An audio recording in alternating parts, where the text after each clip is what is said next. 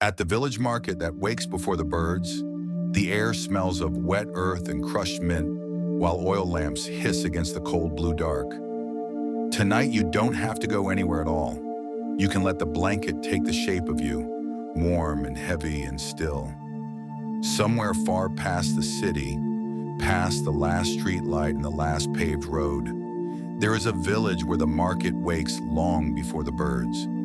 And the people there sleep in a way the rest of us have quietly forgotten. They lie down when the sun does, around 6 or 7 in the evening, while the sky is still bruised with the last of its color. They sleep their deepest hours first in the earliest dark. And then, somewhere near midnight, they rise not to an alarm, not with dread, but simply because the body knows the hour has come. You can let your breath begin to slow to match them now. In and out, unhurried. There is nothing you need to solve before morning. The market will open in the dark whether you watch it or not, and you are only here to rest. Feel the mattress beneath your shoulders, beneath the backs of your knees, beneath your heels. There is no clock in this room you need to answer to. Out in the village, the houses are already dark, their shutters closed against the evening chill, their chimneys gone cold. Inside one small room, a woman named Mira has been asleep since the light left the sky. She is not tired in the worn-out way you might sometimes feel. She sleeps early, and she sleeps deeply, the way her mother slept, and her grandmother before that. Long ago, before wires and bulbs, before glowing screens, nearly everyone slept like this.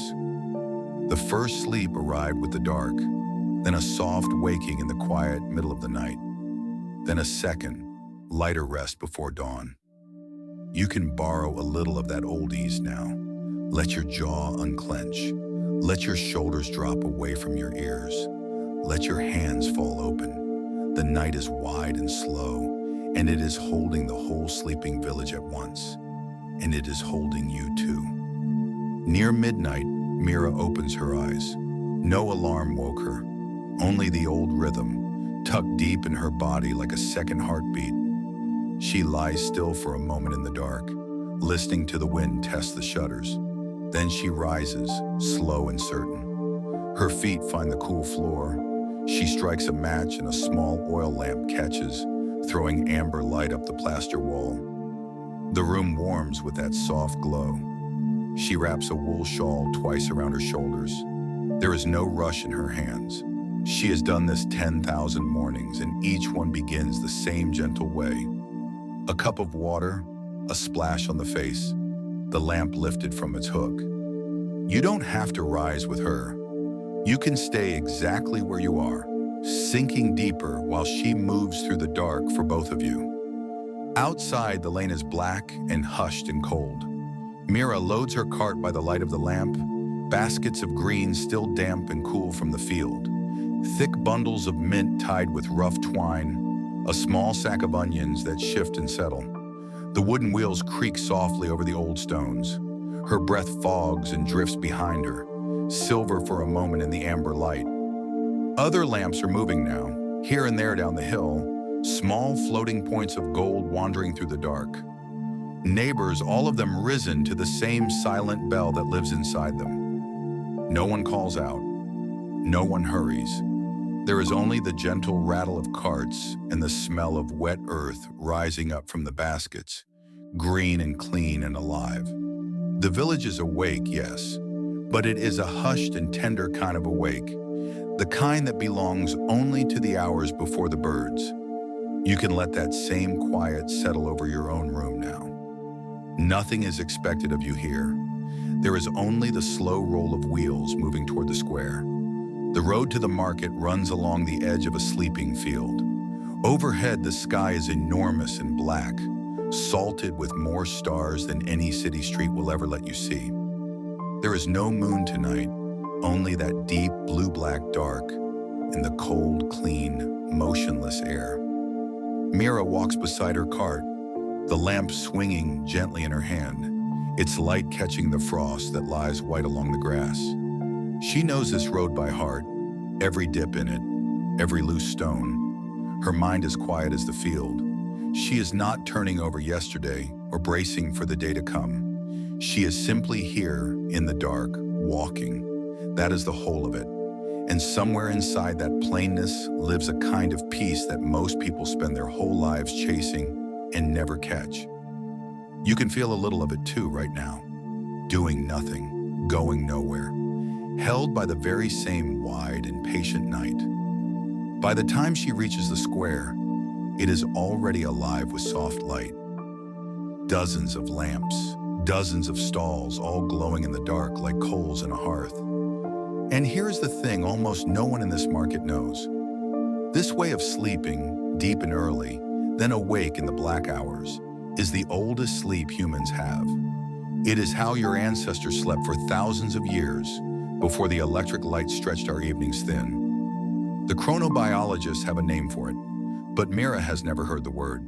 She only knows that the body wants what it wants, and that fighting it costs more than it's worth.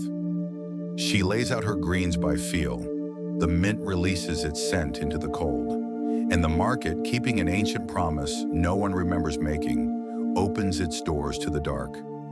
At the far corner of the square, a tea seller pours the first cup of the night. Steam lifts off the dark surface and unravels slowly into the cold, catching the lamplight as it climbs and disappears. The smell of ginger and crushed cardamom drifts out low across the worn stones. This is the drink that warms the vendors through their strange, bright, backward hours. Cup after cup poured slow, passed hand to hand across the dark. No one is checking the time. Time here is not a number glowing on a screen. It is the temperature of the air on the back of your neck. It is the color of the far horizon. It is the way the greens stay crisp and cool before the sun climbs up to soften them. You can let go of the clock as well. Let the numbers blur and dissolve. There is only warm and cool now, only dark and the light that is coming, and the slow steam rising, unhurried, into the wide night above. The market moves in its own slow current now. A man arranges pyramids of oranges, their skins glowing faintly under a hanging lamp. A woman folds cloth into neat squares, her silhouette soft against the amber. Voices stay low, the way voices do in the hours meant for sleep. There is buying and there is selling, but it feels less like business and more like a shared secret. A whole village agreeing, without words, that this is simply when they live. Mira sits behind her greens, the shawl warm around her, the lamp steady at her side. She will sell most of her baskets before the first gray light, and when the sun finally clears the hills, her working night will already be behind her. You don't need to follow all of it. Let the murmur become a lullaby. Let it carry you down. Slowly, so slowly you could almost miss it, the dark begins to thin along the edge of the world. The black gives way to a deep blue, and the blue softens to a pale gray above the hills. The stars fade out one by one, the way lamps are blown out at the end of a long good evening. The first birds try their voices from the hedgerows in the field, and only then, only now, does the market begin to hush and slow. The busiest hours are already behind them. Mira's baskets stand nearly empty. She counts her small coins by the growing light, unbothered, quietly content with the night's honest work. The world she labors in is folding itself away now, handing the day back to the ordinary and the bright.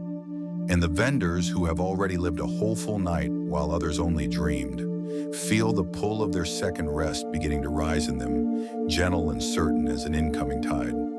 From high above, the village looks like a scattering of warm sparks slowly going quiet. One by one, the lamps wink out as the daylight takes their place. The square empties. The carts roll home along the pale, waking roads, lighter now, their wheels turning slow and easy. If you could see the whole shape of it from up here, you would see a rhythm far older than any city clock, a people who split their sleep neatly in two, who take the deep dark for their own work and give the bright, warm noon back to rest. It is not a hardship to them. It never was, and it never will be. It is simply the shape their days have always worn, handed down like a heavy, warm coat from one pair of shoulders to the next.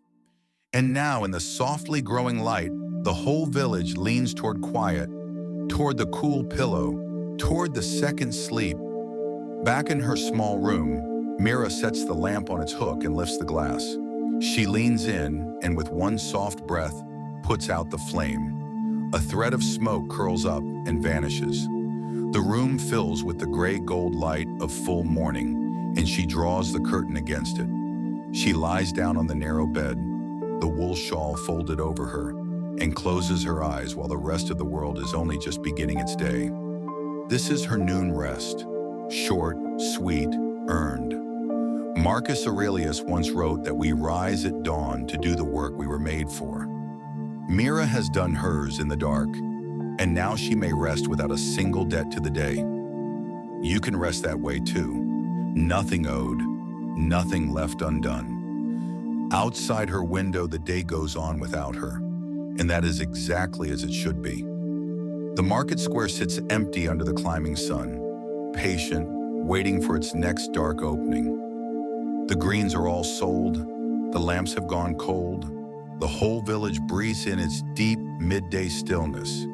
And here at last is the quiet wonder of the thing. These vendors kept the oldest sleep alive without ever knowing. No book ever taught it to them. No doctor ever wrote it down. The body simply remembered what the wide world had forgotten, and the market, night after night, kept that old memory warm. You have carried a small piece of that memory yourself tonight, without lifting a single finger. The early dark, the soft waking, the gentle second rest. It was always folded away inside you too. And now at last you can let it carry you all the way down. Let the lamp in your mind go dim and low. The mint is tied and quiet in its basket. The oil lamps are cool now, their soft hissing long since stopped. The smell of wet earth fades gently into the dark behind your eyes. Somewhere far out there, before the birds, the market will wake again one day, but not tonight and not for you. Tonight there is nothing to rise for. Tonight you only rest. The still harbor of sleep holds you now, easy and deep. The old village sleeps its ancient, early sleep. And so, now may you. Good night.